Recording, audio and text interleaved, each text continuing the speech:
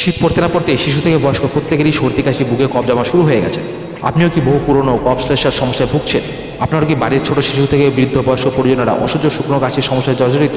তাহলে বন্ধুরা, আমি এমনই এক ভিডিও নিয়ে এসেছি যেটি দেখলে আপনি 9টি ঘরোয়া প্রাকৃতিক সহজ হোম রেমেডির সম্বন্ধে জানতে পারবেন, যেগুলির যে কোনোটাই রোজ নিজের জীবনের প্রত্যহ সঙ্গী গড়ে তুললে বহু পুরনো কফ কাশির শ্লেষ্মা থেকে তো মুক্তি পাবেনি, সঙ্গে দেহের ইমিউনিটি বুস্ট, চনমনে শরীর ফুরফুরে মেজাজ হয়ে উঠবে। সব বিস্তারিত দেখে ভিডিওটি ক্লিক করুন আর লাইক শেয়ার সাবস্ক্রাইব করুন।